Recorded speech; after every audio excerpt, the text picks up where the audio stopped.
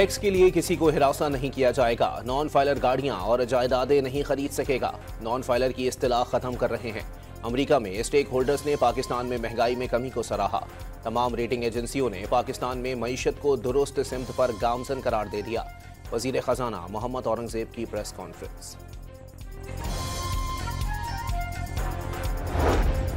Nawaz Sharif Dubai में एक रोज कयाम के बाद लंदन पहुंच गए। एवनफील्ड अपार्टमेंट पहुंचने पर कारकुनों ने साबिक वजीर आजम का इस्तकबाल किया।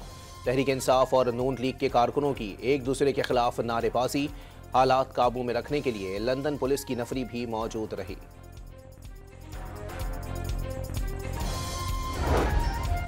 पेशावर के इलाके हयाताबाद में 18 घंटे बाद कारखाने में लगने वाली आग पर 70% काबू पा लिया गया। रेस्क्यू की 25 से ज्यादा गाड़ियां और 100 से ज्यादा एहलकार शोलों पर काबू पाने में मसरूफ। कराची के इलाके फेडरल एरिया में एलपीजी की दुकान में आग लगने से 2 अफराद झुलसकर जाँ बहक। रिहायशी इमारत के फ्लैटों में धुआं भरने से खौफो हिरास, फ्लैट खाली करा लिए गए। इसराइली लड़ाका तैयारों ने इराक की फिजाई हदूद का इस्तेमाल करते हुए ईरान पर गैर कानूनी हमला किया। इराकी फिजाई हदूद से 100 किलोमीटर के फासले से ईरान की सरहदों के करीब तवील फासले तक मार करने वाले मिसाइल दागे।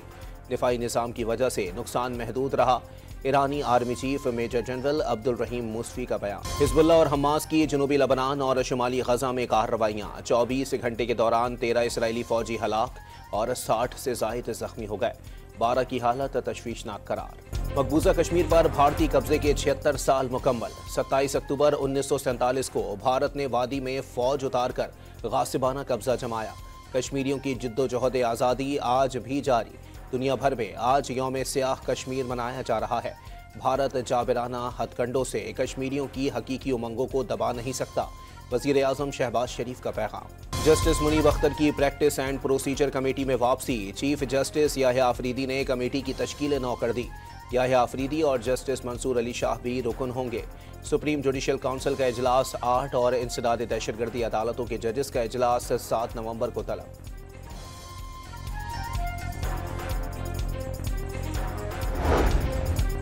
व्हाइट बॉल के लिए कौमी क्रिकेट टीम के कप्तान का ऐलान मजीद ताखीर का शिकार। चेयरमैन पीसीबी दौरे ऑस्ट्रेलिया के लिए स्क्वाड और कप्तान का ऐलान आज प्रेस कॉन्फ्रेंस में करेंगे। मोहम्मद रिजवान को व्हाइट बॉल फॉर्मेट का कप्तान बनाने का फैसला कर लिया गया। सलमान आगा उनके नायब होंगे। मोहसिन नकवी ने दोनों से अलग अलग मुलाकातें भी की। पाकिस्तान 4 साल बाद होम ग्राउंड पर टेस्ट सीरीज जीतने में कामयाब। तीसरे और फैसलाकुन टेस्ट के तीसरे ही रोज इंग्लैंड को 9 विकेटों से हरा दिया।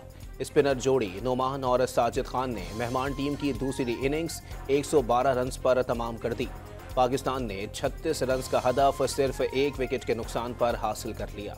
और लाहौर शदीद स्मोक की लपेट में। दुनिया के आलूदा शहरों की फहरिस्त में लाहौर पहले नंबर पर आ गया।